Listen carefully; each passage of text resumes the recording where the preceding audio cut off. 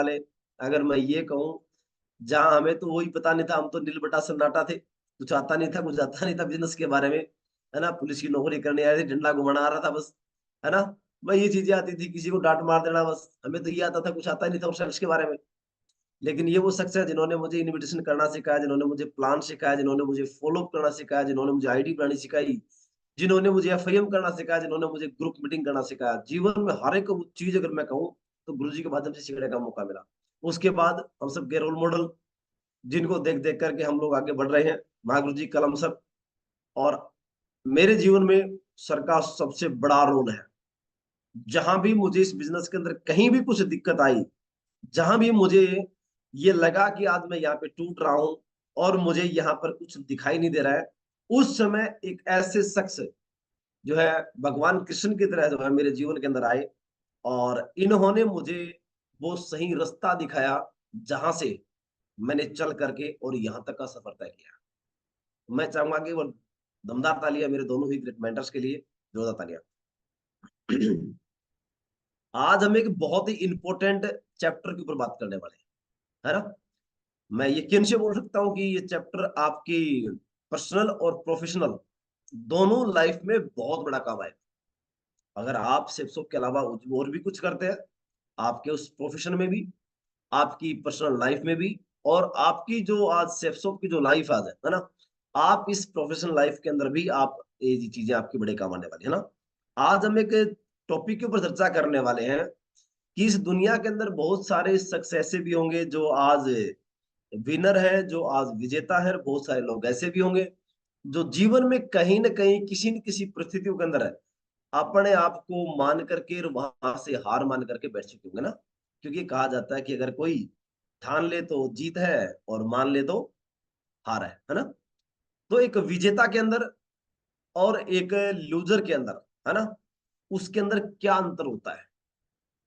जो भी लोग आज बहुत बड़े मुकाम पर है, और जो लोग आज है जिनके पास एक अपॉर्चुनिटी आई और जिन आज है बिल्कुल एक उसी लेवल पर भी है, इनके अंदर क्या क्या अंतर है, हम उस टॉपिक के ऊपर इस्तेमाल जो बातचीत करें। जीवन में हो सकता है कि बहुत सारे साथियों की शिकायत रहती है ना? आपकी भी शिकायत होती होगी, हमारी भी शिकायत रहती थी। क्या क्या शिकायतें होती शुरू में? कि मेरे घर के अंदर पढ़ाई का माहौल नहीं था। कुछ परिस्थितियां सच्चाई भी है। हो सकता है कि आपको और हमें अच्छा माहौल नहीं मिला हो। भाई हम एक ऐसे गरीब घर के अंदर पैदा हुए जहाँ पे हमारे माता पिता ने, वो खुद शिक्षित नहीं थे। तो ये बात सच्चाई है कि हो सकता है हमारे घर के अंदर पढ़ाई का माहौल नहीं मिला होगा। मानते हैं? मुझे प्रॉपर मौका ही नहीं मिला होगा, ये हो सकता है बातें, ऐसी बात नहीं है। कुछ लोगों को लगता है कि सर मेरा तो भाग्य ने साथ नहीं दिया और मेरी किस्मत खराब थी।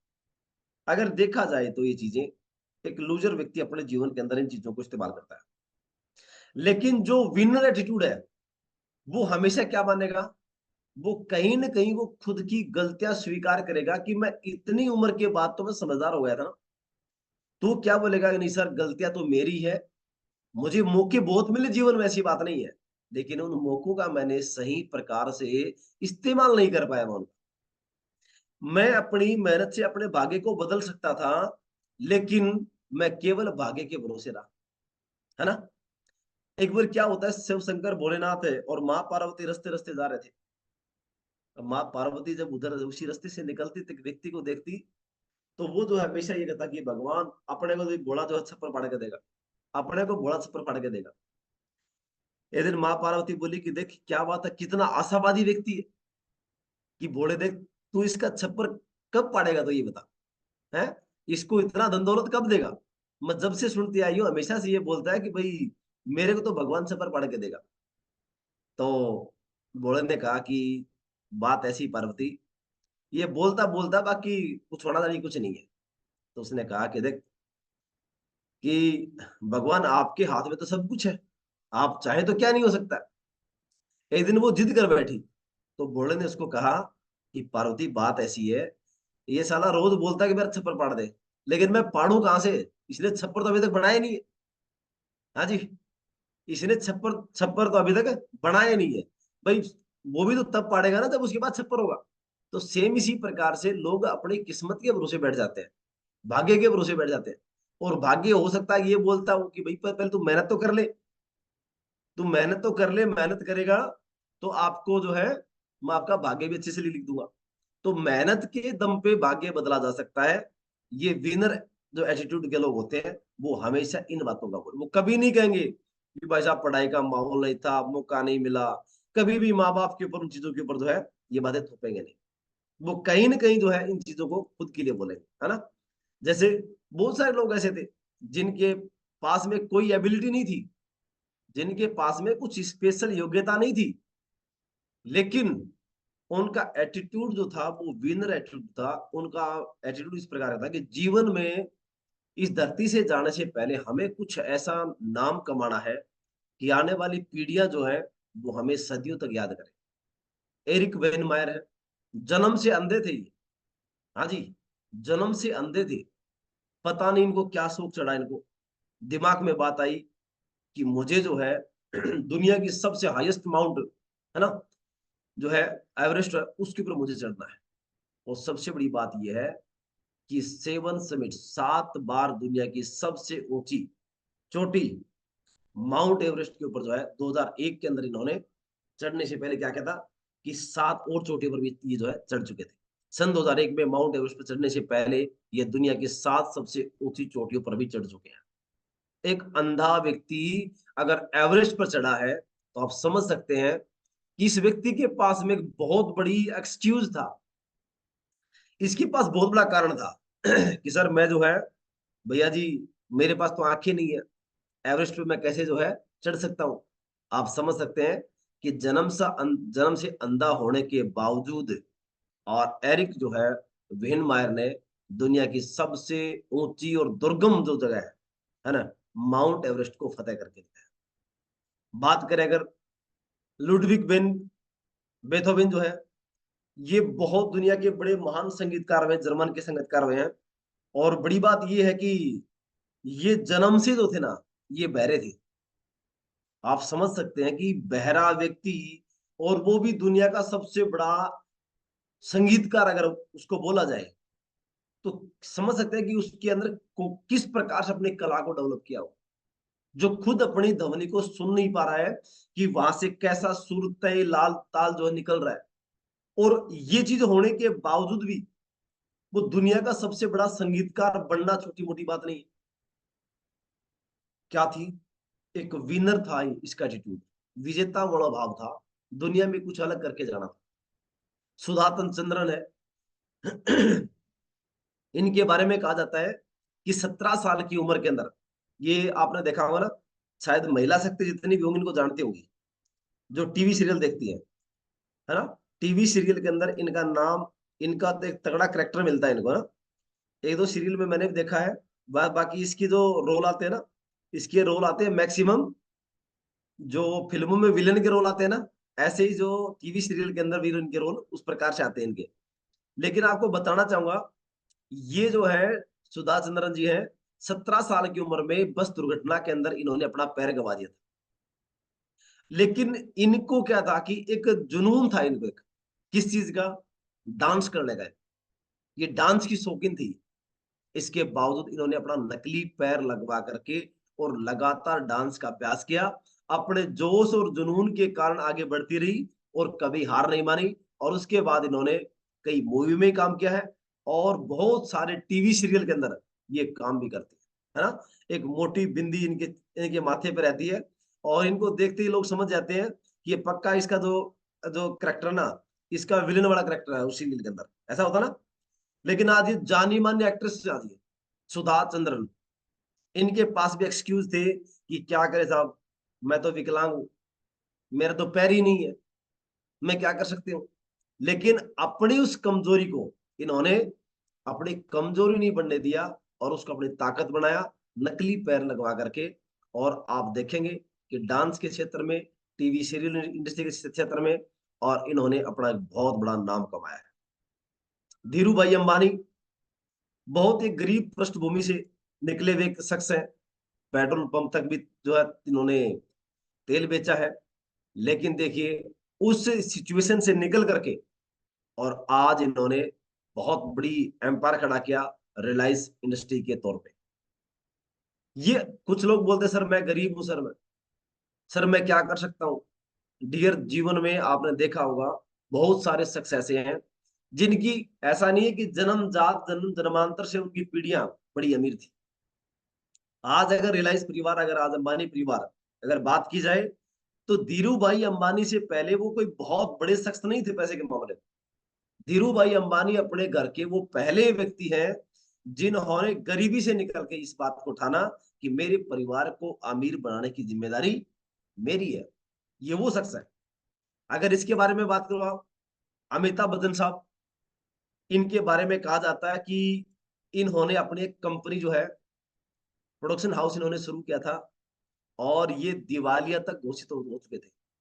सबको पता होगा ना।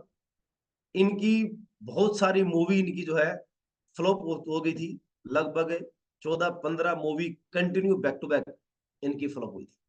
बिल्कुल जीरो लेवल पा चुके थे, कर्जे में डूब गए थे। और उस जगह से उठ करके इनको यहां तक कि रेडियो मिर्ची के अंदर भी भारी आवाज के चलते और बड़े कद के चलते इनको वहां से भी निकाल दिया गया। लेकिन एक इंसान ने कभी भी लूजर, हार मानने वाला, नेवर गिव अप का इनका एटीट्यूड था। और आज अगर देखा जाए तो आज इनको बॉलीवुड में महानायक के तौर पे इनको संज्ञा दी जाती है। आज बॉलीवुड इंडस्ट्री का अगर कोई सबसे बड़ा अगर कोई नाम है आज के दिन में, तो दोस्त आज इन्हीं शख्स का नाम। विपरीत परिस्थितियां इनके जीवन में बहुत सारी आई। कभी इनकी बायोग्राफी पढ़ोगे ना, तो शायद आपकी आंखों में भी आंसू आ जाएगा उस जगह से निकल के। और आज इतने बड़े शख्स। अल्बर्ट आइंस्टीन, इनको कहा जाता है कि बचपन में जब ये स्कूल में जाते थे तो इनके स्कूल के टीचर ने इनको स्कूल से निकाल दिया था। इनकी अगर बायोग्राफी पढ़ी होगी, और एक पर्ची के ऊपर जो है इन्होंने लिख के दिया था डायरी के अंदर, और कहा था कि आप अपनी माँ को ये डायरी जाके दिखा देना। और कहा जाता है कि जब अल्बर्ट आइंस्टीन ने जो डायरी थी इसकी माँ ने देखी, तो उसकी आंखों में आंसू थे। इसने पूछा कि हुआ क्या माँ? तो उसने बताया कि आपका बेटा बहुत बड़ा जीनियस है, हम इसको पढ़ा नहीं सकते, हमारे स्कूल में इनके जैसी, इनका जो जितनी तेज बुद्धि के हैं, तो वैसे हमारे पास टीचर नहीं है, तो इसलिए आप इसको घर पे पढ़ाने का काम शुरू करें। कुछ समय के बाद बताया जाता है कि आइंस्टीन ने बहुत सारी खोज की। आइंस्टीन की खोजों ने कागज के तौलिए, सौर ऊर्जा, शेयर बाजार के पूर्वानुमान, लेजर पॉइंट्स जैसे आधुनिक आविष्कारों को जन्म दिया। लेकिन उनके सामान्य सापेक्षता के सिद्धांत को अक्सर उनका सबसे महत्वपूर्ण योगदान माना जाता है ना। और कहा जाता है इनके बारे में, जब इनकी माँ की मृत्यु हुई, जब ये बड़े हुए, तो एक दिन वो कागज इनके हाथ लगा और इन्होंने उस कागज को पढ़ा तो उनकी आंखों में आंसू थे। क्या बोल रहे थे उसमें? क्या लिखा था कि आपका बच्चा मंदबुद्धि है, हम इसको पढ़ा नहीं सकते, इसलिए हम इसको स्कूल से निकाल रहे हैं। लेकिन उसकी माँ ने क्या बताया? तो इनके पास भी बहुत बड़ा एक रीजन था, है ना। अब सबसे बड़ी बात क्या है कि इनमें से कोई अंधा व्यक्ति था, है ना, कोई बहरा भी था इनमें से, कोई विकलांग भी था, कोई गरीब भी था, और कोई दिवालिया भी घोषित हुआ, और कोई इनमें से मंदबुद्धि भी था।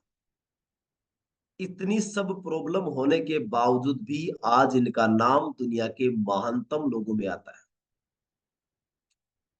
मान रहे हैं?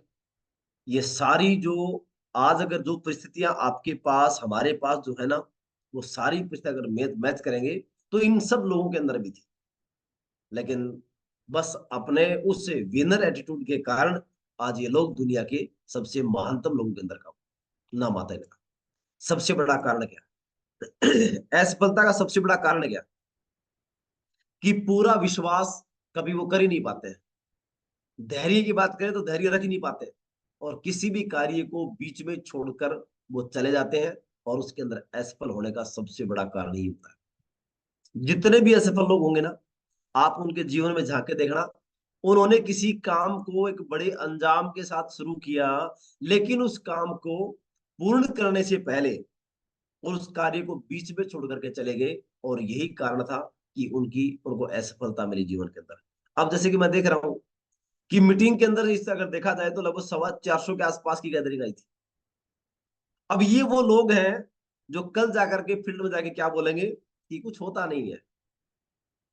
मान रहे हैं?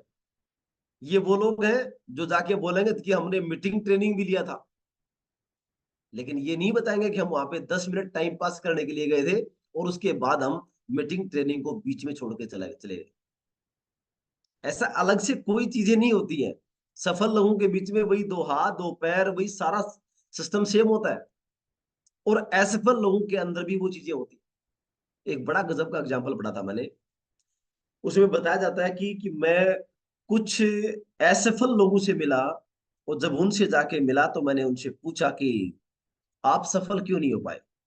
तो उन्होंने एक सवाल, उन्होंने जवाब दिया कि भाई साहब मुझे जो है लोगों की ना सुनना पसंद नहीं था, है ना। सेपसोप का कोई एक टाइगर था एक, उसे जाके मिला गया, भैया बताओ आपने बिजनेस कैसे ड्रॉप कर दिया। तो उसने क्या कहा कि मुझे लोगों की ना सुनना पसंद नहीं था, मुझे सुबह पहले मॉर्निंग मीटिंग में आना पसंद नहीं था, मुझे लोगों से मिलना भी पसंद नहीं था, और सबसे बड़ी बात, मुझे कभी भी वीडियो ऑन करके बैठने में वो पसंद नहीं था, मुझे अपनी टीम से बात करने में पसंद नहीं था, मुझे चीजें सीखने में कोई इंटरेस्ट नहीं था। ये जो कारण थे, कभी कोई मीटिंग ट्रेनिंग अगर दूर होगी तो मुझे वहां जाना पसंद नहीं था, इस वजह से जो है मैं आगे नहीं बढ़ पाया। इसी प्रकार से जब एक सफल नेटवर्कर से मिला गया, एक सेल्स ऑफ डायमंड से मिला गया, तो उससे पूछा गया कि सर आप ये बताएं, क्या आपको लोगों के ना सुनना पसंद था। तो उन्होंने क्या जवाब दिया जानना चाहेंगे। उन्होंने कहा कि सर मुझे भी ना सुनना पसंद नहीं था, इसके बावजूद भी मैं ना सुनता था। उनको पूछा गया कि क्या आपको सुबह की 6:30 बजे उठना, आपको मीटिंग ट्रेनिंग में आना, क्या आपको अच्छा लगता था। तो बड़ा जवाब आया गजब का कि सर मुझे भी सुबह पहले उठ के कोकला नींद को खराब करना और मीटिंग में आना मुझे भी अच्छा लगता नहीं था।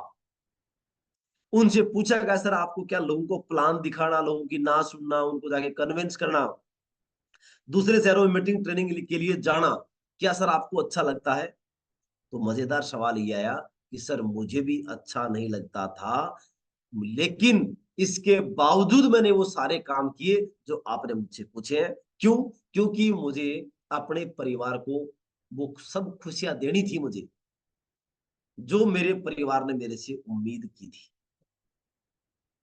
बात एक ही है, एक व्यक्ति को अच्छा नहीं लगा तो वो छोड़ के चला गया, एक व्यक्ति को अच्छा नहीं लग रहा के बावजूद भी वो काम कर रहा है। ये ठीक इसी प्रकार से है, अगर हमारा बच्चा अगर कभी बीमार होता ना, उसको इंजेक्शन लगवाना किसी माँ को किसी पिता को अच्छा नहीं लगता है, लेकिन इसके बावजूद ही वो लगवाता उसको। क्यों? उसकी बीमारी को खत्म करने के लिए उस इंजेक्शन का लगना जरूरी है। मानते हैं? तो ये चीजें हैं कि पूरा भरोसा नहीं कर पाने के कारण, बाकी ईश्वर ने हर किसी को 24 घंटे का समय दिया है। आज अगर एक व्यक्ति गरीब है तो उसको भी 24 घंटे। कभी आपने जीवन में इन बातों के ऊपर गौर किया है कि इस दुनिया के अंदर इस परमपिता परमेश्वर ने हर किसी व्यक्ति को 24 घंटे का वक्त दिया।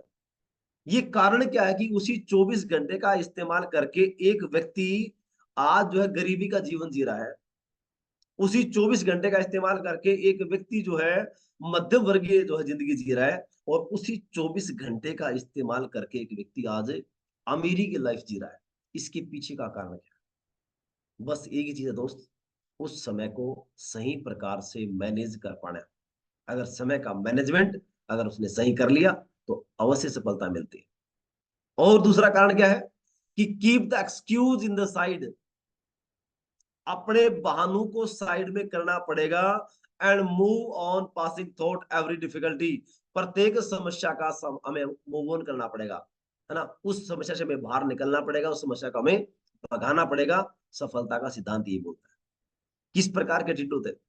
जो व्यक्ति विनर होता है, जिस व्यक्ति को डायमंड बनना होता है, उसका एटीट्यूड क्या होगा, और जो फेलियर लोग होंगे उनका एटीट्यूड क्या होगा, हम इस बात पे चर्चा करेंगे। जो वाकई में डायमंड बनने के लिए आया ना, जो वाकई में अपने परिवार को वो मान सम्मान, वो शोहरत, वो डायमंड वाली फीलिंग, वो सब चीजें देने के लिए आया है, वो क्या करेगा पता है? वो हमेशा आप चेक करना, उसकी डायरी कभी खोल के देखना, उसकी डायरी के अंदर गोल लिखा मिलेगा, टारगेट लिखा मिलेगा कि मुझे अगले 3 महीने के अंदर मुझे टारगेट अचीव करना है, इतने तारीख को मुझे जो है ये लेवल लेना है, तब मुझे बाइक लेनी है, तब मुझे लैपटॉप लेना है, तब मुझे गाड़ी लेनी है। ये सारे उसके पास टारगेट लिखे मिलेंगे।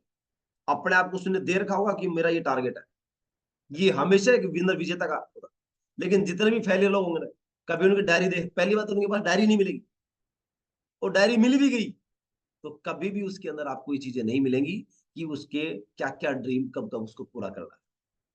क्योंकि कहा जाता है कि एक व्यक्ति, एक इंसान आपसे काम कोई नहीं करवा पाएगा, आपके सपने ही आपसे काम करवा सकते हैं। अगर मैं मेरी कहूं कि मुझसे कोई भी व्यक्ति काम नहीं करवा सकता, लेकिन अगर मेरे पास सपने बहुत बड़े हैं तो मेरे सपने ही मुझसे काम करवा करवा सकते हैं। और अगर सपने नहीं है, ड्रीमिंग अगर लिखे नहीं हमने, तो क्या करेंगे? हम तो आए राम गए राम उड़ जाएंगे। मानते हैं? जितने भी लोग विजेता बनने वाले हैं, है ना, जिनका एटीट्यूड विजेता वाला है, जिनको डायमंड बनना है, आप देखना कभी भी उनके अंदर एक कॉन्फिडेंस लेवल अलग प्रकार का हो। तो वो कभी ऐसी मरी मरी बातें नहीं करेंगे। उनके अंदर एक्साइटमेंट का लेवल एक चरम सीमा पे होता है। एक सवाल खुद से भी आप कर सकते हैं, आप कैसे लोगों के बीच रहना पसंद करते हो? जो बिल्कुल हमेशा ही दुखियारे लोग रहते हैं उनके बीच रहना पसंद करोगे, या जो एक्साइटेड लोगों के बीच रहना पसंद करोगे? शायद आपका जवाब होगा कि सर जो एक्साइटेड लोग हैं ना, हम उनके बीच रहना पसंद करेंगे। मानते हैं? तो हमेशा एक विजेता की क्या पहचान है कि वो हमेशा उसके अंदर कॉन्फिडेंस लेवल और उसका एक्साइटमेंट का जो लेवल होता है ना, वो हमेशा चरम सीमा पर है। वो कभी भी दीनहीन गरीब प्राणी की तरह जो है ऐसे नहीं रहेगा कि सर क्या करें, क्या होगा, क्या नहीं होगा। वो दुखी आत्मा नहीं रहता है। जिस प्रकार से एक शब्द आता है मेंटल सिमुलेशन, संभावित परिणामों को खोजने की कला। एक गर्भवती महिला, उसको पता है कि डिलीवरी के समय उसको बहुत खतरनाक पेन होगा, और कहा जाता है कि एक उनका दूसरा पुनर्जन्म होता है ना? सुना होगा ना? अपने घर में दादी माँ बताती है कि भाई जब डिलीवरी के दौरान कहा जाता है कि एक महिला का दूसरा जन्म ही होता है। क्यों ये बातें क्यों बोली जाती है? क्योंकि कहा जाता है कि इंसान के बारे में कि 9 डेसिबल का दर्द अगर किसी को दे दिया जाए ना, तो उस इंसान की मौत हो जाती है। 9 डेसिबल का अगर किसी को दर्द दे दिया जाए तो उस इंसान की मौत हो सकती है। लेकिन इस दुनिया के अंदर एक सबसे अजूबा एग्जाम्पल है जिसने साइंस को फैल करके दिखाया, वो एक महिला शक्ति है जो डिलीवरी के समय में 12 डेसिबल का दर्द सहन कर जाती है। समझ पा रहे? 12 डेसिबल का दर्द सहन कर जाती है। लेकिन क्या चीज है, अभी वो बच्चा दुनिया में आया नहीं है, लेकिन पहले से उसके बारे में परिकल्पना करना कि मेरा नन्हा मुन्ना आएगा, मैं उसका ये नाम रखूंगी, उसका ये हाव भाव होंगे, उसके ऐसे छोटे पैर होंगे, वो उसके बारे में सपने बुनती रहती है उसके बारे में। ऐसा होता ना? उसके लिए पहले से कभी कोई कपड़े लेकर रखती है, कभी कुछ रख रखती है, कोई खिलौना लेके आती है। मतलब वो बच्चा दुनिया में आया नहीं है, लेकिन उसके लिए कितनी खुशियां प्लानिंग घर में बननी शुरू की है। दादा दादी बड़ी खुश हो रहे हैं, उधर से चाचा चाची खुश हो रहे हैं, है ना? अगर और पहले बच्चा है तो वो भी खुश हो रहा है कि बाबू आने वाला है। ये क्या चीजें हैं, जबकि वो दुनिया में आया नहीं है। इसी प्रकार से इस बिजनेस के अंदर डायमंड बने नहीं हो दोस्त, लेकिन अपने आप को खुशियां तो बना के देखो आप, यार मैं डायमंड बनने वाला हूं। इन चीजों को कभी महसूस करें, उसी माँ की तरह जो बच्चा दुनिया में नहीं आया, लेकिन बावजूद इसके वो, उसको पता कि अरे आज नहीं आएगा तो 2 महीने बाद आएगा, 6 महीने बाद आएगा, 9 महीने के तो आना ही पड़ेगा उसको। मानते हैं ना? इसी प्रकार से अगर उस प्रोसेस को फॉलो करना पड़ता है, सेम इसी प्रकार से हमारे बिजनेस के अंदर अगर कोई साथी इस प्रोसेस को फॉलो करने को तैयार होना, तो दोस्त गारंटी इस बात की, आने वाले कम से कम 3 साल, मैक्सिमम 5 साल के अंदर आईडी के ऊपर डायमंड दिखा मिलेगा। तो विजेता लोग हमेशा, उनका कॉन्फिडेंस लेवल एक दर्जे अलग दर्जे का होता है यार। वो लोगों से मिलते हैं ना, तो उनका चेहरा, उनकी बातें, उनकी ऐसी बिल्कुल अलग प्रकार का दोस्त रहता है। एक बात पक्का बोल दिया कोई ना कोई, भाई और पता नहीं मुझे कोई बढ़ेगा नहीं बढ़ेगा, लेकिन गारंटी है तू डायमंड पक्का बढ़ेगा। तो समझ लेना कि आपके अंदर कॉन्फिडेंस, आपके अंदर एक्साइटमेंट बिल्कुल चरम सीमा का। और अगर आप जा रहे हैं इस प्रकार से, वो कहते हैं ना, रोते रोते जा रहे हैं और ये मरे की खबर लेके आ रहे हैं। अगर पहले से अगर नीयत रो रहे हैं कि सर मुझे तो वहां पे जाना पड़ेगा प्लान के लिए, सर मुझे तो उसका फॉलोअप के लिए जाना पड़ेगा, सर क्या करें, एफआईएम तो करनी ही पड़ेगी, क्या करें वहां पे, अगर ये शब्द आपके मुंह से निकल रहे हैं ना, तो ये किसकी पहचान है? एक लूजर व्यक्ति की पहचान है ना? तो इसलिए हमेशा, दूसरी बात है, जो हमेशा विजेता लोग होंगे ना, ऐसा नहीं है उनकी कोई अलग से मोर मार के देता है। उनकी खासियत क्या है, वो बड़ा पॉजिटिव एटीट्यूड रहते हैं। वो जब किसी से बात करेंगे ना, वो पॉजिटिव एटीट्यूड बात करेंगे। लेकिन जो लूजर व्यक्ति होगा ना, वो हमेशा नेगेटिव बातें करेगा। वो जाके बोलेगा, जैसे किसी ने सवाल कर लिया कि सर बताओ कैसे क्या काम करें। अरे बोले, मैं तुझे क्या बताऊं यार, मेरा काम ही नहीं चल रहा। हाँ जी। नेगेटिव व्यक्ति क्या बोलेगा कि मैं तुझे तो जब बताऊंगा ना जब मेरा काम चल रहा होगा। वो बोलेगा सर मुझे ब्रॉन्ज में सर इतनी कमी है। अच्छा क्या उखाड़ देगा? ब्रॉन्ज तो मैं भी बनाऊं। किसी ने कहा सर मैं तो सिल्वर बन गया। तो क्या उखाड़ देगा फिर? सिल्वर तो मैं भी बनाऊं, कुछ नहीं हो रहा है। समझ रहे हैं? तो ऐसा जो व्यक्ति ऐसी जो बातें करता है, वो क्या चीज है वो? मतलब किसी ने कहा था कि एक व्यक्ति जो है बचपन से बोलना सीख लेता है, लेकिन दोस्त कई लोग ऐसे हैं जिनकी उम्र कुछ भी हो जाती है, बड़ी बड़ी उम्र हो जाती है, लेकिन कब क्या बोलना है और कितना बोलना है, उनको आज तक भी इस बात का समझ में नहीं आता कि मुझे बोलना क्या है। अपलाइन से ऐसे बात कर लेगा, ग्रोलाइन से ऐसे बात कर लेगा, गेस्ट से जा रहा है उससे ऐसे बातें कर लेगा। ये क्या चीज है? नेगेटिव। उसकी साइकोलॉजी इतनी नेगेटिव हो चुकी है कि वो हर चीज के अंदर कमी निकालना वो अपना धर्म समझता है। एक बार लालू प्रसाद यादव जी से पूछा गया कि भाई आपके इतने बच्चे क्यों हैं? हाँ जी। क्या पूछा गया कि आपके इतने बच्चे क्यों हैं? तो लालू प्रसाद यादव जी ने जो है जवाब दिया, जानना चाहोगे डॉक्टर साहब? तो उन्होंने जवाब दिया कि भैया उस समय जो सरकार हमारी नहीं थी, हम उस समय विपक्ष में बैठा करते थे, है ना? तो जो सत्तासीन जो सरकार थी, वो उस समय एक स्कीम लेकर के आई थी कि बच्चे दो ही अच्छे।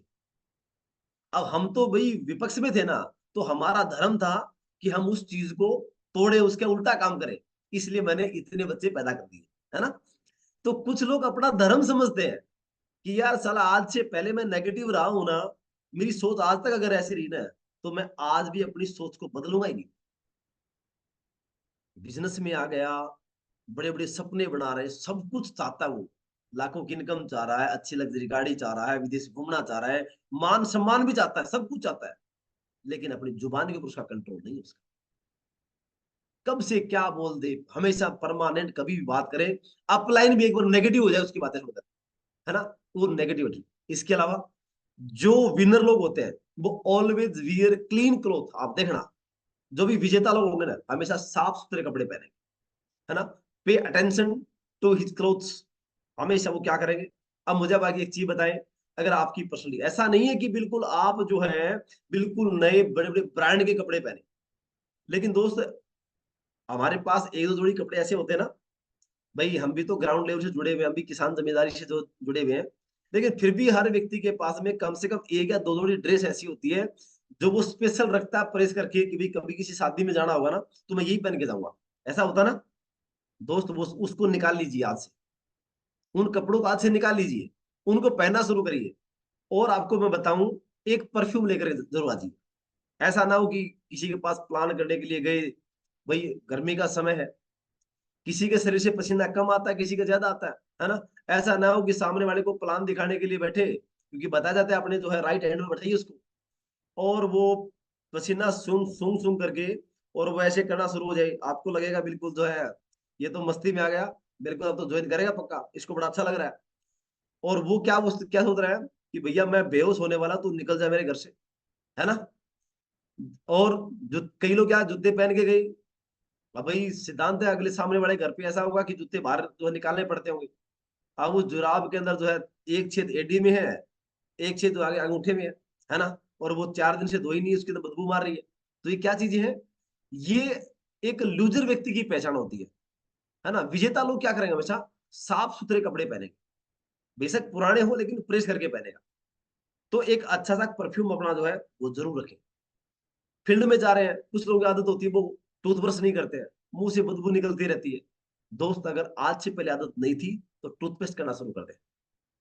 फिर भी अगर मुंह में अगर बदबू आती है, तो कुछ चीजें ऐसी रखें, इलायची वगैरह अपनी जेब के अंदर परमानेंटली रखें, आप उसको चबाना शुरू कर दें। मतलब ये चीजें क्या होती है? ये आपका इंप्रेशन जमाती है जब कहीं आप जो है जाते हैं तो। बात क्लियर हुई? लेकिन लूजर लोग क्या करेंगे? वैसे ही मन में आया वैसे ही कपड़ा पहन लेगा, ऐसे ही जो है, उसको कोई मतलब नहीं है कि आपने कपड़े कैसे पहन रखे हैं, तो ये एक खासियत होती है ना। विनर व्यक्ति क्या करेगा? Winner work fast and quick, don't take easy, speed is their identity. जो भी विनर लोग होते हैं वो हमेशा एक बात का क्या ध्यान रखते हैं कि वो हमेशा हर काम को उसको टारगेट करना होगा ना, तो वह ऐसा इंतजार नहीं करेगा कि मुझे 31 जुलाई को टारगेट करना है। आज से उसके पास प्लानिंग है और उस प्लानिंग को लेकर के वो काम करना शुरू करता है। वो उसका एक ही टेंशन होता है क्या, कि अब की बार मुझे मागुरु जी कलम सर की टीम में सबसे पहले अपने लेवल के ऊपर मुझे टारगेट अचीव करना। अब जिसकी साइकोलॉजी अगर ये होगी तो क्या करेगा? वो काम धीरे धीरे करेगा या फिर वो एकदम से स्पीडली काम करेगा? वो स्पीडली काम करेगा। वो समझ रहे हैं? वो कभी भी चीजों को इजी नहीं लेता, वो आसान नहीं लेता, क्योंकि उसकी पहचान क्या है? स्पीड ही उसके काम की पहचान है। उसका लेवल जो है, उसकी हर चीजें समय पे बदलती रहेंगी और वो दमदार तरीके से काम करके दिखाएगा। और लूजर व्यक्ति कभी भी चीजों को, क्या दिक्कत है, कर लेंगे भाई साहब, समय बहुत पड़ा है, ऐसा बोलते हैं ना, अभी तो बहुत समय पड़ा है, अभी तो टाइम है, कर लेंगे, देखेंगे, अभी कौन सी जल्दबाजी है, अभी तो टारगेट शुरू ही हुआ है। अगर ऐसी बातें कौन करता है? एक लूजर व्यक्ति हमेशा इस प्रकार की बातें। विनर व्यक्ति क्या करता है? They focus on self and team growth. हमेशा जो विनर एटीट्यूड का व्यक्ति होता है वो क्या करेगा? वो सबसे पहले खुद के ऊपर है ना फोकस करता है, खुद के ऊपर फोकस करेगा। यार मेरे अंदर क्या कमियां चल रही है, यार मुझे जो है इन्विटेशन करना नहीं आता, मुझे प्लान देना नहीं आता, या मुझे फॉलो करना नहीं आ रहा, या मुझे आईडी बनानी नहीं आती, या फिर मुझे जो एफआईएम करना नहीं आता। वो खुद के ऊपर और खुद चीजें फटाफट वो सीखता है। और फिर वो क्या देखेगा? यार मेरी टीम की ग्रोथ क्या हो रही, मेरी टीम के अंदर लोग प्लानर तैयार हो रहे कि नहीं हो रहे, कोर लीडर बन रहे कि नहीं बन रहे, उनके लेवल चेंज हो रहे कि नहीं हो रहे, टारगेट हो रहे कि नहीं हो रहे। विनर व्यक्ति हमेशा अपनी जिम्मेदारियां लेता है। और यही कारण मैंने देखा है, लगभग 4.5 साल का तजुर्बा आज इस डायरेक्ट सेलिंग इंडस्ट्री का है, ज्यादा तो खर नहीं है, लेकिन 4.5 साल में मैंने एक चीज देखी है। बहुत सारे लोग ऐसे आते हैं जो क्यूएससी करते ही, छोटी बात नहीं है दोस्त, लेवल कोई बड़ा नहीं है, लेकिन क्यूएससी पर आते ही आप देखेंगे वो प्लान, वो फॉलो, वो आईडी बनाना, एफआईएम करना, इन सब चीजों के अंदर वो मास्टरी हासिल कर लेते हैं। किस लेवल पे? मात्र क्यूएससी लेवल पे। ऐसे एग्जांपल है हमारे बीच में, इसी पैनल के ऊपर है। इस पैनल पे ऐसे भी लोग हैं जो ब्रॉन्ज बनते ही जिन्होंने ये जिम्मेदारियां ले ली और वो आज तक उन्होंने बड़ा काम करके देखा। बात समझ रहे? हमारे बीच में कृष्ण यादव सर है, हमारे बीच में दिनेश सर है, कमलेश मैडम है, हमारे बीच में अरविंद सर है, कैलाश जी है, विनोद कोठारी सर है, नवीन सर तो उसने तो क्यूएससी से पहले कर लिया था, मैंने उनके प्लान ही दो किए थे। समझ रहे? एक खासियत होती है, बहुत सारे लीडर हैं हमारे बीच में, बाबूलाल सर है, अभी हाल ही में ज्वाइन हुए थे, लेकिन डे वन से अपनी जिम्मेदारी लेकर काम करना शुरू किया और आज रिकॉर्ड ब्रेकिंग काम करके दिखाया। बहुत सारे साथी ऐसे हैं, मैं किसी एक लीडर का नाम लेकर के बाकी को कम करना नहीं चाहता, लेकिन आज जो भी साथी जिम्मेदारी ले रहे हैं, अपने आप को बहुत लकी माने कि आप विनर एटीट्यूड के हैं। वो सब चीजें करते हैं, उनको ये तक पता होता है कि उसकी टीम में किसका चेक बना होता है, किसका प्रमोशन डला है, किसका प्रमोशन नहीं डला है, किसका टारगेट हुआ है, किसका टारगेट नहीं हुआ है, किसने अभी लेवल चेंज किया है, किसने लेवल चेंज नहीं किया है। वो ऐसा नहीं है कि मतलब वो अपनी पूरी टीम की मॉनिटरिंग रखते हैं, लेकिन कई लीडर लोग ऐसे भी होते हैं जिनकी टीम थोड़ी बहुत ग्रोथ कर गई है ना, और उसके बाद से वो ब्लेम किसको करेंगे? अपलाइनों को ब्लेम करना शुरू करेंगे। They don't focus on self on team growth. वो अलग ही दुनिया में धीरे धीरे, एक बार सफलता कुछ हासिल करने के बाद कुछ लोग क्या करते हैं, अलग दुनिया में जाना शुरू कर देते हैं, और कहीं ना कहीं उनका फोकस वहां से धीरे धीरे कम होकर के अलग चीजों में फोकस बनना शुरू होता है, ब्लेमिंग की दुनिया के अंदर चले जाते हैं। इन चीजों पर, प्रमोशन के ऊपर, चेक डालने पर, टारगेट के अंदर किसी का लेवल, उसको इन चीजों पर कोई ध्यान नहीं देता है। Winners believe there are always things to learn. विजेता लोगों का मानना है कि सीखने के लिए हमेशा कुछ न कुछ होता है। विजेता लोग हमेशा, वो किसी छोटे बच्चे से भी अगर कोई बात उसने अच्छी बोली होगी तो उससे भी सीख लेगा। लेकिन जो लूजर लोग होते हैं वो क्या करते हैं? वो हमेशा क्या मानते हैं कि मैं तो बहुत कुछ जानता हूँ, एमबीए मानता हूँ। Loser consider themselves expert yet they know little MBA है। हारने वाले लोग स्वयं को विशेषज्ञ मानते हैं। अरे भाई साहब, हमसे बड़ा कोई जानकार थोड़ी है, ये बाल सफेद ऐसे थोड़ी हुए हैं, ऐसे थोड़ी धक्के खाए हैं। लेकिन सुना होगा ना आपने ऐसे लोगों से कि कहा जाता है कि हारने वाले स्वयं को विशेषज्ञ मानते हैं। लेकिन धरातल की बात यह है, रियलिटी ये है, फिर भी वो बहुत कम जानते हैं। लेकिन वो बात मानेंगे नहीं, वो कभी नहीं मानेगा कि मैं कम जानता हूं। जिसको ये लगता नहीं मैं बहुत जानता हूं, हमेशा उसको ये लगता है कि मैं बहुत ज्यादा जानता हूं, लेकिन सच्चाई है कि वो बहुत ज्यादा कुछ जानता नहीं है। एमबी के आपने देखा होगा ना, सुना होगा कि भगवान वैसे सब कुछ जानते हैं, है कि नहीं? और भगवान हमेशा अदृश्य रहते हैं। वो तो सर्व ज्ञाता है ना, वो परम शक्ति जिसको भी आप मानते हैं। आपने कभी इसको देखा है क्या? आपने नहीं देखा। हमारे जीवन में कुछ भी दिक्कत आती है, हम उसको याद करते हैं। क्यों? कि वो वही सर्व ज्ञाता है, सर्वदाता है, सब कुछ तो वही है, लेकिन वो अदृश्य होता है। तो ऐसे जो व्यक्ति जिनको ये लगता है कि मैं बहुत बड़ा ब्रह्म ज्ञानी हूं, एक साथी को आपको मैं बताना चाहूं, मैंने उससे बातें की तो थोड़ा मेरे पास समय कम था, तो मैंने उसको बोला कि यार इसकी तो एफआईएम की क्या जरूरत है, ये टाइगर तो दमदार है, इनके पास तो नॉलेज है इनके पास तो। अब वो उस चीज को ऐब और बहम की स्थिति में आ गया। उनको ये लगा कि यार मैं तो सब कुछ जानता हूं, और उसने मीटिंग में आना बंद कर दिया। समझ रहे हैं? वो क्या लोग हैं, मतलब तारीफ भी हर किसी को हजम नहीं होती है। अगर तारीफ की, तो वो लोग क्या करते हैं, एमबीए बन जाते हैं, मुझे बहुत आता है। और सब कुछ किसको आता है? उस ईश्वरीय शक्ति को आता है दोस्त। और वो गायब हो जाते हैं। तो ऐसे लोग जिनको लगता है कि मैं सब कुछ जान चुका हूं, मैं सीख चुका हूं, अरे कुछ तो मेरे पास पुराना नॉलेज तो था ही मेरे पास में। और कुछ मैंने मंजी जी से बातें सीख ली हैं, कुछ मैंने कृष्ण यादव जी से सीख ली है, कुछ अरविंद जी से सीख ली है, कुछ दिनेश जी से सीख ली है, कुछ कैलाश जी से जो मैंने ले लिए, कुछ नवीन सर से ले लिए। बस अब तो मैं ब्रह्म ज्ञानी बन गया। दोस्त आज भी मैं डायमंडशिप से बस जस्ट एक कदम दूर हूं, और बहुत जल्द आपको खुशखबरी भी देंगे। लेकिन डियर, आज भी कोई दिन ऐसा जाता नहीं है कि मैं जिस दिन में आज भी कि कम से कम एक या दो वीडियो ना देखता हूं। परमानेंट कभी मिलो ना, तो मेरी एक बार, क्योंकि आपको बताना चाहूंगा, यूट्यूब पर जाने के बाद अगर आपको पता करना है कि इस व्यक्ति के जीवन में क्या चल रहा है, ये क्या देखता है, उसकी जा करके यूट्यूब पर हिस्ट्री चेक कर लेना एक बार। ठीक है? तो कभी चेक करना कि मैंने कितने वीडियो मैंने देख रखे हैं यूट्यूब के ऊपर जाकर के, आपको पता चल जाएगा। तो हारने वाले लोग क्या करेंगे, विशेषज्ञ मानते हैं। दोस्त कभी भी जीवन में ये मत सोचना कि मैं मुझे बहुत कुछ आ गया, मैं बहुत कुछ सीख चुका हूं। इस जीवन में अगर जिसने सीखने का प्रोसेस रोक दिया ना, आप ये मान लीजिए कि हार की असल शुरुआत उसी दिन से हो जाती है। समझ रहे? विजेता, winners always have a sense of competition.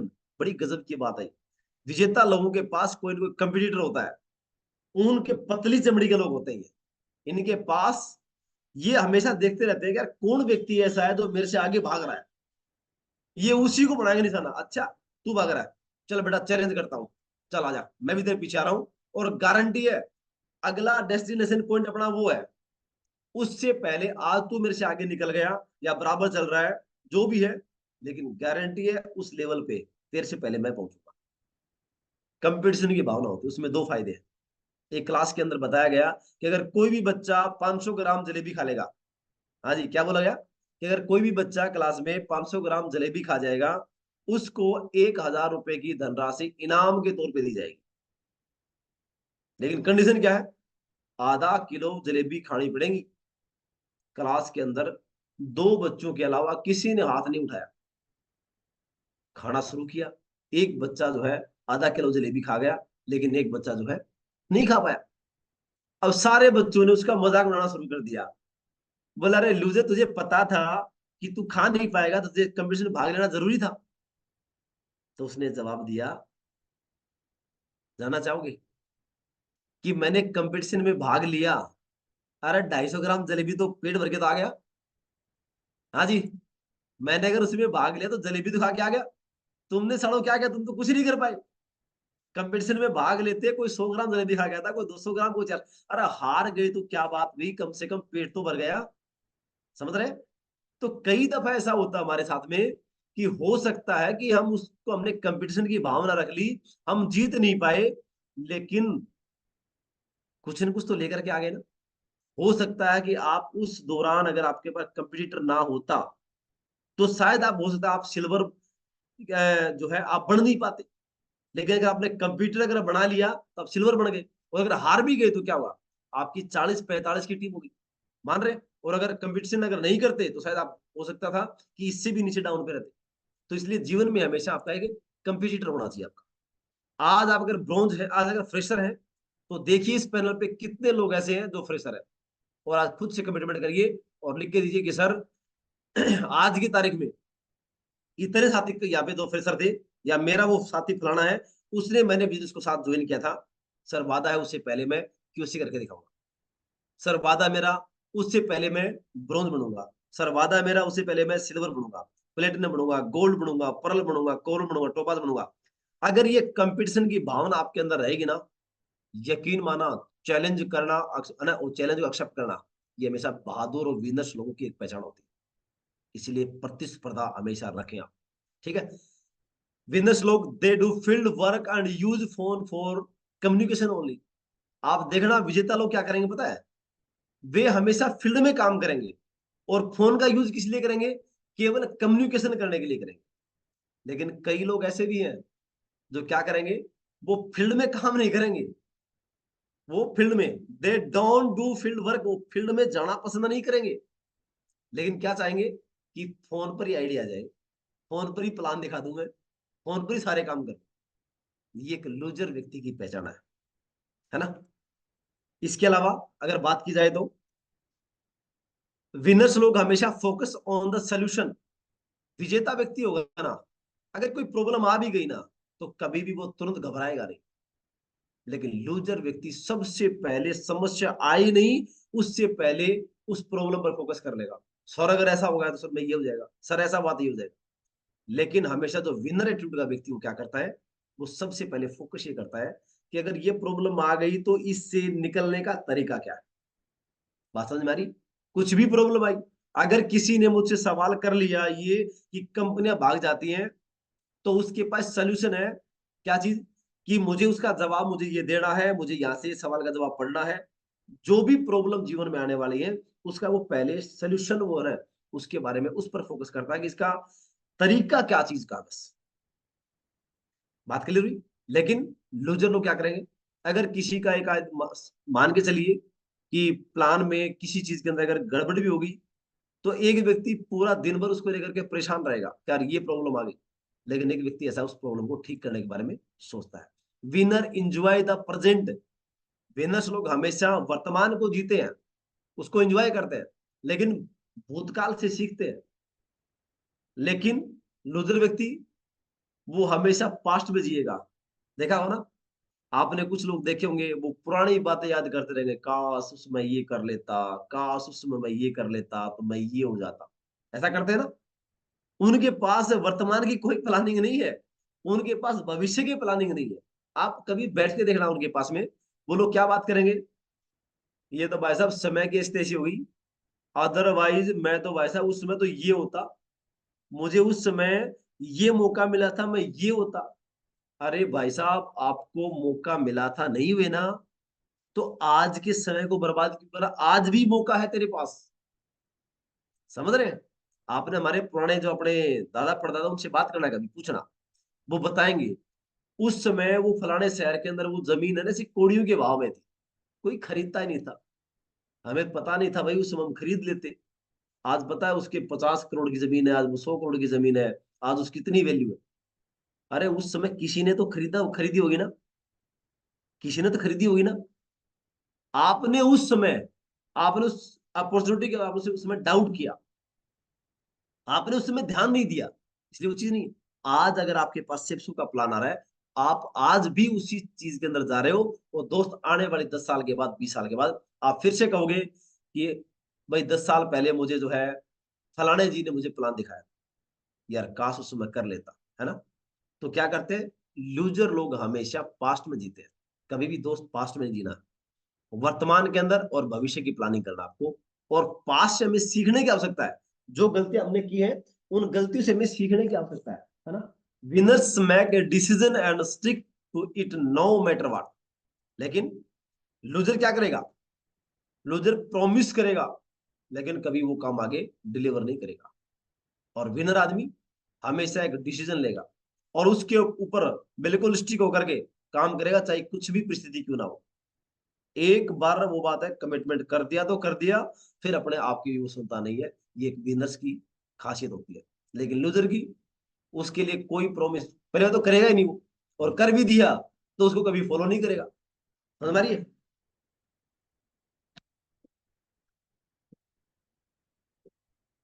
Winners हमेशा क्या करेंगे? वो हमेशा एक बात को सोचेंगे वो, कि यार मुझे विजेता बनना है, मुझे डायमंड बनना है, मुझे इस चीज में मुझे सफल होना है। वो क्या करेंगे? How winners thinks about how they can achieve this, कि मैं इसको अचीव कैसे कर सकता हूं। विजेता क्या सोचेंगे? कि मुझे इस महीने के अंदर ये लेवल मुझे अचीव करना है, मुझे ये टारगेट अचीव करना है, मुझे जो है अगले इस समय के दौरान मुझे एक लैपटॉप अचीव करना है, या मुझे एक बाइक अचीव करनी है, गाड़ी अचीव करनी है, विदेश की यात्राएं जो भी होता है, वो उसके ऊपर क्या करेगा? हमेशा प्लानिंग तैयार करता है। लेकिन लूजर व्यक्ति, वो कभी भी उसके ऊपर ध्यान ही नहीं देगा उसके ऊपर। वो हमेशा क्या करता है? उन चीजों के ऊपर कोई उसका फोकस नहीं होता है। लूजर्स आस्क फॉर फॉरगिवनेस, है ना?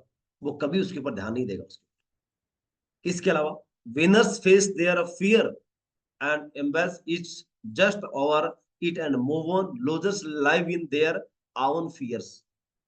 विजेता अपने डर का सामना करते हैं और उसको गले लगाते हैं और उसके ऊपर काबू पाते हैं और आगे बढ़ते हैं। डर ऐसा नहीं है कि हमेशा उसको भी महसूस होता है। ये ठीक उसी प्रकार से है। बचपन में कितने लोग ऐसे जिन्होंने सुना था कि बेटा रात को बाहर मत निकल, बाहर आहू खा जाएगा। हाँ जी, आहू के बारे में सुना है क्या?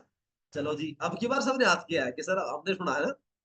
तो मैं आपको बताऊं, एक लड़का कोई था, बचपन में उसकी माँ उसको डराती थी कि बेटा रात को बाहर नहीं निकलते, हाउ खा जाएगा। अब वो धीरे धीरे वो लड़का बड़ा हो गया, उसकी शादी भी होगी भाई। शादी हो गई तो रात को जो है इस चीज की उसको आवश्यकता महसूस हुई। तो मैडम को बोलता है कि चल यार बाहर मेरे साथ में चल।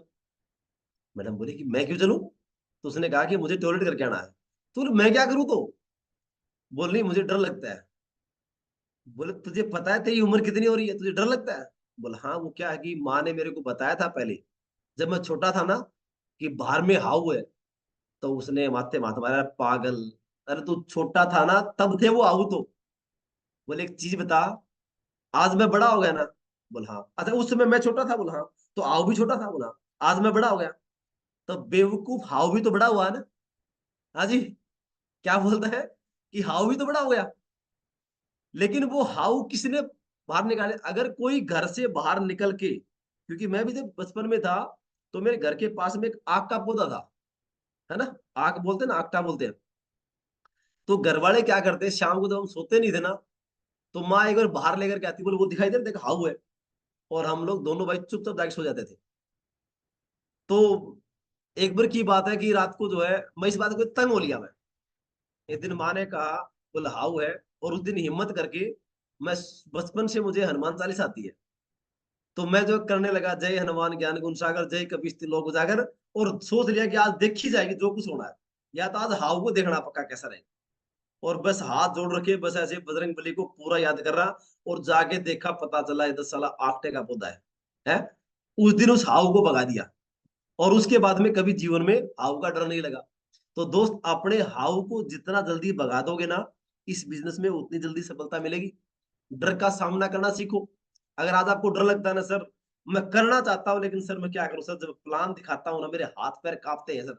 सर मैं लोगों से बात करता हूँ सर, मेरी जीभ जो है ना अकला जाती है, मुझे समझ में नहीं आता मैं क्या बोलूं क्या नहीं बोलूं।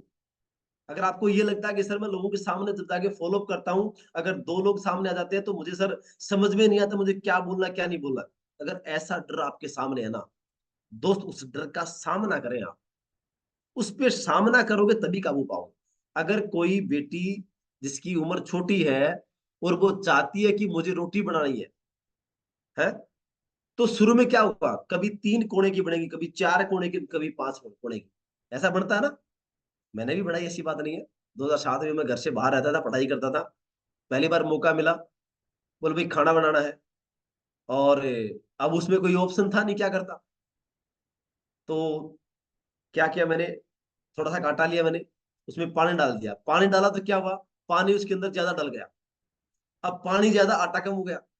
अब पता नहीं था, उसके बाद सोचा बैलेंस बनाना नहीं आया, अब आटा ज्यादा डाल दिया, पानी कम हो गया। ठीक है, तो ऐसे करते करते वो बनाना था मुझे 3-4 फल के, लेकिन वो कम से कम इतना आटा लग गया, है ना। वो घर में जितना भी आटा था, कभी पानी ज्यादा कभी कुछ ज्यादा। अब उसको बनाना शुरू किया, कभी उसमें 3 कोने, कभी 4 कोने, कभी 5 कोने बन गए उसके अंदर। लेकिन फिर क्या हुआ, धीरे धीरे उस चीज के बारे में पता चला कि भाई मुझे ऐसे ऐसे करना है। तो सेम इसी प्रकार से इस बिजनेस में भी वो बातें लागू होती है। अगर आज आपको इस बात का डर लगता है ना, दोस्त डर का सामना करना सीखो। अगर वो बेटी लगातार बार बार कही कही कि नहीं पापा, मैं जब बड़ी हो जाऊंगी ना, 20 साल की, 30 साल की, मैं तब खाना बनाना शुरू करूंगी। तो हम क्या समझाते हैं कि बेटा 20 साल की उम्र में जब करेगी ना, तब भी रोटी पहले दिन तो 3-4 कोने की बनेगी। कोई ऐसा प्रावधान है कि वो अगर 20 साल के बाद अगर बनाएगी पहली बार, तो रोटी बिल्कुल गोल बनेगी? ऐसा होता है क्या? ऐसा नहीं होता है। तो प्लान देना कभी सीख लें आप। आज सीखोगे तो भी आपके अंदर यहाँ पे राजधानी दौड़ती है ना। अब कुछ साथियों को देखना, मीटिंग के बाद में जब रिव्यू का मौका देंगे ना, तो ये राजधानी पहले से दौड़ना शुरू हो जाएगी, यार बस मेरा नंबर ना आ जाए। वो तुरंत वीडियो ऑफ करेगा और या मीटिंग को लीव करके भाग जाएगा। ये डर है हमारे अंदर। आपके अंदर पोटेंशियल बहुत सारी है, ये डर होता हमारे अंदर कि यार मैं कर नहीं पाया तो, मैं ये नहीं कर पाया तो। इस डर के ऊपर काबू पाना सीखे। विश्वास करें, आप विनर हैं। और मेरा एक बड़ा फेवरेट डायलॉग है, जो आप कर सकते हैं वो किसी का बाप नहीं कर सकता। आप दमदार हैं, अपने आप को दमदार मानने की जरूरत है। लेकिन जो लूजर क्या करते हैं, ठीक है, लूजर क्या करेंगे, हारने वाले अपने डर में जीते रहते हैं। वो हमेशा अपने डर के अंदर ही जो है उसी में रहेंगे, उस डर को निकालने की कोशिश ही नहीं करेंगे, है ना। Winners consistently work outside there comfort zone. हमेशा एक खासियत होती है कि वो अपने कंफर्ट जोन से बाहर निकल के काम करता है, विनर्स लोग। लेकिन लूजर्स लोग कभी भी अपने कंफर्ट जोन से बाहर निकलने की कोशिश तक भी नहीं करता है। एक लूजर व्यक्ति की पहचान होती है। इसलिए ध्यान दें कि keep the excuse in the side. भैया बहानों को फोकस ना करें, बहानों को साइड में रखें, और यकीन मानना आप उनको मूव ऑन कर देंगे। अगर आप उनसे साइड में कर देंगे, तो आप और हम लोग जो है कन्फर्म गारंटी विजेता कहलाएंगे। कोई साथ देकर, किसी को लगता है सर मैं काम करना चाहता हूँ, सर मेरी अपलाइन साथ नहीं देती, सर मेरा वो साथ नहीं देता। अरे कोई बात नहीं यार, कोई साथ दे या ना दे, तू चलना सीख ले। हर आग से जो हो जा वाकिफ, तू जलना सीख ले। कोई रोक नहीं पाएगा बढ़ने से तुझे तेरी मंजिल की तरफ। हर मुश्किल का सामना करना तू सीख ले। अगर आपने वो चीजें सीख ली, अगर आपका एटीट्यूड अगर ये हुआ, तो विश्वास करें, आप इस बिजनेस के अंदर बहुत बड़ी सफलता अर्जित कर सकते हो। आप इसके अंदर झंडे गाड़ सकते हैं। लेकिन अपने एटीट्यूड को हमें सबसे पहले संवारने की आवश्यकता है। मानते हैं, अपनी मानसिकता जो है, मानसिक स्थिति और परिस्थिति, अगर इसको हमने दमदार बना लिया, तो आपको विजेता बनने से कोई रोक नहीं पाएगा। मेरी शुभकामनाएं आप सभी के साथ है। थैंक यू, आप सभी का आभार व्यक्त करता हूं। और अब मैं आगे का माइक हैंड ओवर करना चाहूंगा आज के हमारे दमदार एंकर और upcoming open leader mister Krishna Yadav ji को। थैंक यू सभी का, आप सभी का आभार, शुक्रिया, नमस्कार सभी। अच्छा, कृष्ण सर रहेंगे मीटिंग में? चलो शायद हो सकता है कि, चलो कब ले लो।